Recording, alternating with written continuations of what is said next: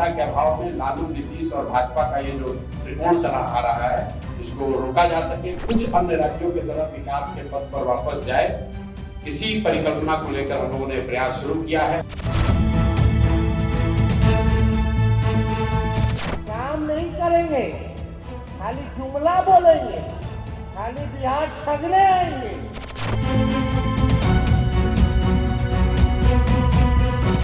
भारत की राजनीति में पैदा हुए विश्वास के संकट को चुनौती के रूप में किसी राजनीतिक पार्टी ने स्वीकार किया है तो हमारी और आपकी पार्टी या भारतीय जनता पार्टी।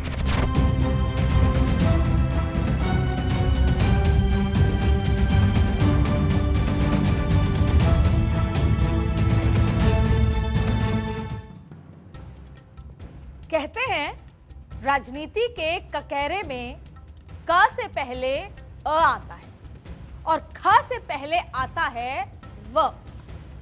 अब वैसे तो अ से आम आदमी भी होता है, लेकिन इसे भुलाकर अ से आरोप और आरोप से वोट तक का सफर कैसे किया जाए, नेता नगरी वैसे इसे बखूबी समझती। तो आजकल बिहार की राजनीति में अ से आरोप लगाकर व से विवाद खड़ा किया जा रहा है ताकि व से ही वोट बैंक सेव किया जा सके। और इस सीपीएल यानी चुनावी पॉलिटिकल लीग में एक नहीं क से कई किरदार हैं जो च से चक्रव्यूह रच रहे हैं। अब ये बात अलग है कि आरोपों की ब से बरसात के बीच म से मुद्दे गुम। तो आज के पॉलिटिकल कॉरिडोर में मैं अदिति नागर बिहार की राजनीति में म से उन्हीं मुद्दों को ढूंढना चाहती हूं जिन्हें बिहार की जनता भी अरसे से ढूंढ रही है। और मैं ये क्यों कह रही हूं वो आप इस बात से समझिए कि बिहार में आजकल किन बातों पर विवाद हो रहा है। अब सियासी मुद्दे क्या हैं ये मैं आपको बताती हूं। सियासत के मुद्दे पोस्टर में चेहरा कौन होगा, जंगल राज, मजहब पर, वोटर लिस्ट पर, वक्फ कानून पर और जाति जनगणना का क्रेडिट कौन लेगा। और जनता के मुद्दे सुनाते हैं आपको कि जनता किन मुद्दों पर चुनाव चाहती है, किन मुद्दों पर अपना नेता चुनना चाहती है। और जनता के मुद्दे बेसिक हैं, पलायन, बेरोजगारी, उद्योगों का ना लगना, बदहाल स्वास्थ्य व्यवस्था। और इन मुद्दों के चक्रव्यूह के जो किरदार हैं अब वो मैं आपको बताऊं। वो हैं एनडीए की ओर से नीतीश कुमार, महागठबंधन की ओर से तेजस्वी यादव और इनके अलावा एक तीसरा और चौथा चेहरा भी, जन स्वराज पार्टी के अध्यक्ष प्रशांत किशोर और एआईएमआईएम के चीफ ओवैसी का। अब वैसे दो और लोग हैं जो साइड प्लेयर होते हुए भी सेंटर में। समझ गए होंगे आप, चिराग पासवान और जीतन राम मांझी। सबकी अपनी अपनी डिमांड्स हैं और अपने अपने दावे। पर मेरे लिए तो आज के शो में बिहार के मुद्दे ज्यादा इंपॉर्टेंट हैं जिन पर आज हम चर्चा करेंगे।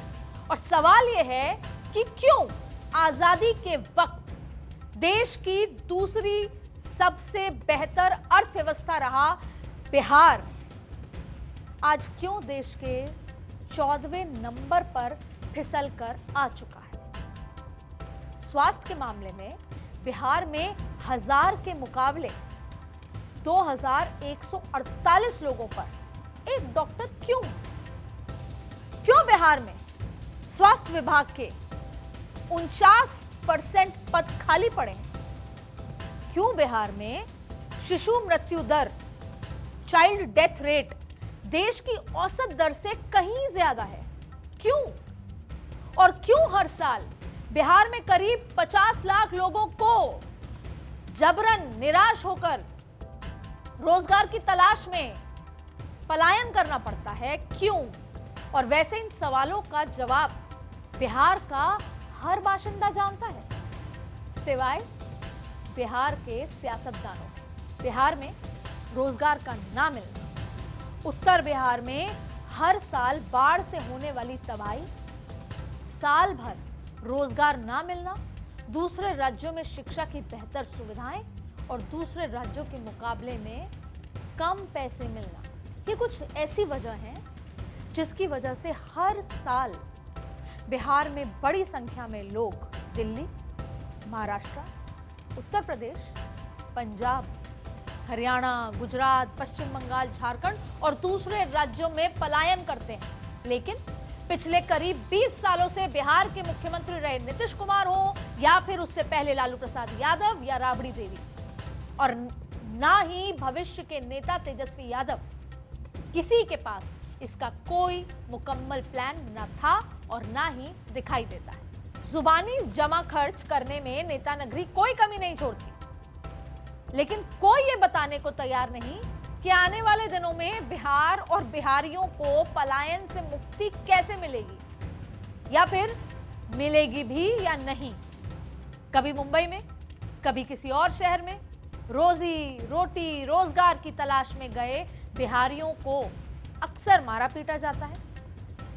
उस राज्य की तरक्की में खून पसीना बहा रहा बिहारी कभी दीकू और बिहारी ये कहकर बुलाया जाता है, और ये जो उसे बिहारी कहा जाता है ना, वो सम्मान से नहीं, एक तरह से उसकी हैसियत बताने के लिए कहा जाता है। पर 2 वक्त की रोटी या बेहतर शिक्षा के लिए अपना घर छोड़कर दूसरे राज्य में पलायन करने वाला बिहारी सब कुछ चुपचाप सहता है।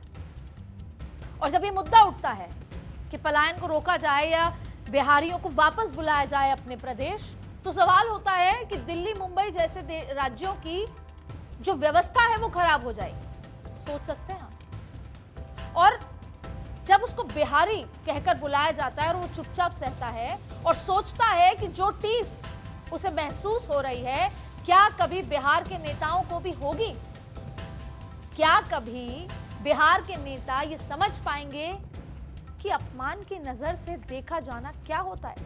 अब वैसे तो बिहार लोकतंत्र की जननी है, वैसे तो बिहार देश का गौरव रहा है, लेकिन आज के भारत में बिहार एक तरह से बीमारू राज्य समझा जाता है, जहां न रोजगार है, न बेहतर शिक्षा और स्वास्थ्य का साधन, पर सब सियासत के पास इन समस्याओं को दूर करने का कोई रोड मैप नहीं। और अगर ऐसा नहीं है तो नीतीश कुमार क्या इस सवाल का जवाब देंगे कि क्यों उनके 20 साल के शासन में बिहार में अब तक कोई बड़ी कंपनी नहीं आई? क्या नीतीश कुमार कभी ये आंकड़ा सामने रखेंगे कि लघु या मध्यम उद्योगों को बढ़ावा देने के लिए उनकी सरकार ने क्या किया? बिहार में चीनी, पेपर, जूट, सूत और सिल्क उद्योग का बेहद सुनहरा अतीत रहा है। बिहार के पहले सीएम कृष्ण सिंह के समय बिहार भारत की दूसरी सबसे बेहतर अर्थव्यवस्था वाला राज्य था। उनके समय में बरौनी रिफाइनरी, सिंदरी और बरौनी उर्वरक जो खाद्य फर्टिलाइजर कारखाना था, Bokaro steel plant, Barauni dairy और भारी इंजीनियरिंग उद्योग स्थापित किए गए थे। लेकिन बदलती सरकारों की गलत नीतियां और लापरवाही के कारण ये सभी उद्योग धीरे धीरे बंद हो गए। एक समय ऐसा भी था कि जब बिहार में सबसे ज्यादा चीनी मिले थे, भारत के 40% तक भारत का चीनी उत्पादन बिहार में ही किया जाता था। लेकिन आज बिहार में चंद चीनी मिले हैं बस। बिहार सरकार ने 1977 से 1985 के बीच कई चीनी मिलें खोली, लेकिन साल 1958 के बाद बिहार में चीनी मिलों की स्थिति बिगड़ती चली गई। बिहार में सबसे पहले दरभंगा की सकरी चीनी मिल अपने खस्ता हालतों के कारण बंद हुई।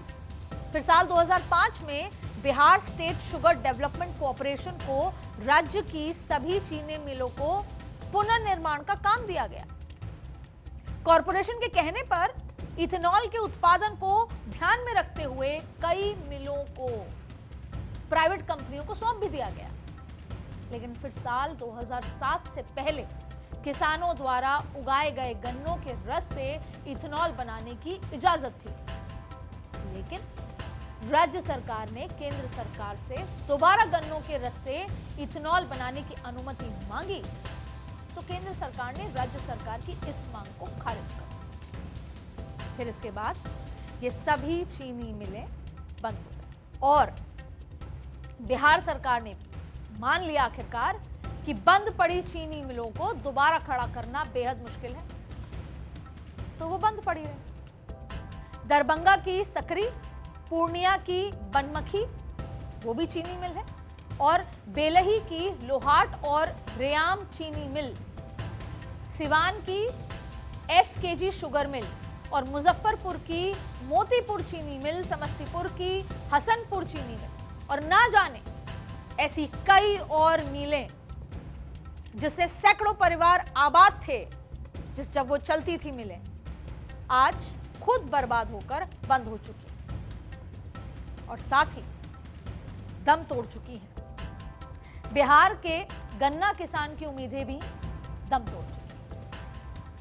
आए दिन की लूट, फिरौती, अपहरण की राजधानी बनते बिहार ने जब 2005 में नीतीश कुमार को गद्दी पर बिठाया, तो ये सिर्फ सत्ता का बदलाव नहीं था, ये बदलाव था दशकों की राजनीतिक विरासत का।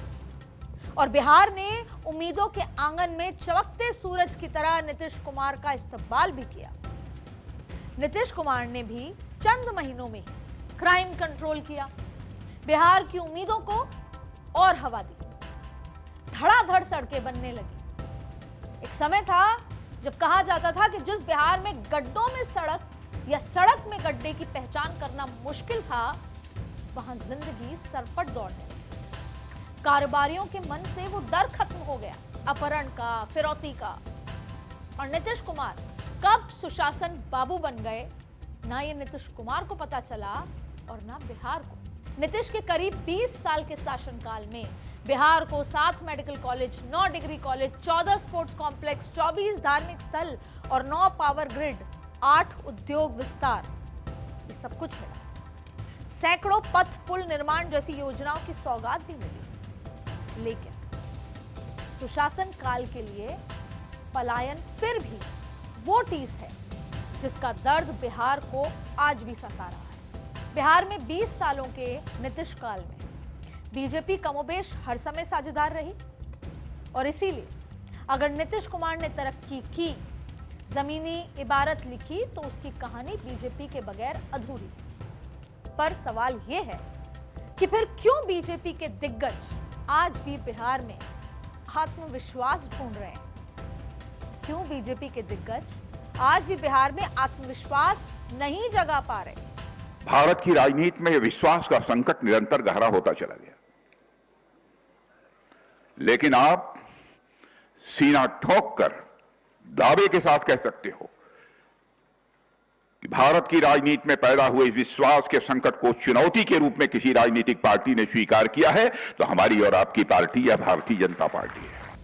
अब आत्मविश्वास की कोई टॉनिक बाजार में मिलती होती तो शायद बिहार वालों को पिलाकर बीजेपी अपना वोट सेव कर ले। पर मुश्किल यह है कि 20 सालों तक सरकार में साझेदार रहने के बावजूद भी बीजेपी आज कह रही है कि बिहार में आत्मविश्वास नहीं जगाना पड़ेगा, वापस लाना पड़ेगा। तो मैं पूछती हूं कि कहां खो गया बिहार का आत्मविश्वास? क्यों खो गया बिहार का आत्मविश्वास? जिस बिहार की धरती पर लक्षवी गणराज्य से दुनिया ने लोकतंत्र का पाठ सीखा, जिस बिहार की हुंकार ने सिकंदर के सिपह सलारों को भी घुटने टेकने पर मजबूर कर दिया और जिस बिहार में कभी ज्ञान की गंगा बहा करती थी, आज वो बिहार खुद पर ही भरोसा क्यों नहीं कर पा रहा? क्यों बिहार को आज भी इंतजार है उस सरकार का जिसके लिए जाति जनगणना से ऊपर रोजगार हो? क्योंकि रोजगार की जरूरत तो किसी एक जाति के लोग को तो नहीं। रोजगार, शिक्षा, स्वास्थ्य और व्यापार तो 13 करोड़ बिहार की जरूरत है। तो नीतीश कुमार को सत्ता से बेदखल करने के लिए लालू के लाल यानी तेजस्वी यादव आजकल रोजगार को लेकर हाय तौबा मचाए हुए हैं। पिछली बार 2020 में भी जब तैयारी करी उन्होंने, तब भी यही कहा कि रोजगार और शिक्षा को मजबूत करेंगे। छात्रों को कलम बांट रहे हैं, अच्छी बात है, पर जब सवाल रोड मैप का पूछा जाए तो उनके पास सवाल का जवाब नहीं है। और यही शायद बिहार की विडंबना है। नेता नगरी जनता को सपने तो खूब दिखाती है, लेकिन सपने पूरे कैसे होंगे ये बताने को तैयार नहीं है। तेजस्वी ना ये बता पा रहे हैं कि वो बिहार में कैसे नया उद्योग लेकर आएंगे, नई कंपनियां लगवाएंगे, और ना ही ये बता पा रहे हैं कि पलायन को रोकने का उनका मास्टर प्लान क्या है। वोट बटोरने के लिए उनके पास अगर कुछ है तो बस जाति जनगणना के आंकड़े, रिजर्वेशन बढ़ाने का क्या वादा है और अपने पिता की विरासत वाली सियासत। लालू जी ने हमेशा गरीबों के लिए लड़ाई लड़ी। गरीबों को जो खटिया पे नहीं बैठने दिया जाता था, लालू जी ने खटिया पे बैठाने का काम किया। लालू जी का नारा था, गाय भैंस चराने वालों, सुअर चराने वालों, मूस पकड़ने वालों, पढ़ना लिखना सीखो, पढ़ना लिखना सीखो। गरीब के घर जाकर के बाल बच्चा को नहलाते थे, धुलाते थे। पटना में जिसको घर नहीं होता था, जो नाला पे लोग रहता था, झुग्गी झोपड़ी में रहता था, लालू जी पक्का मकान बना करके दिए। आज कहीं कोई सुनवाई हो रहा है गरीब का? कोई नहीं सुन रहा गरीब को, बल्कि गरीब को मार लाठी जब जाइए तो घर उजाड़ो, घर उजाड़ो, भगाओ भगाओ, यही सरकार आ गया है।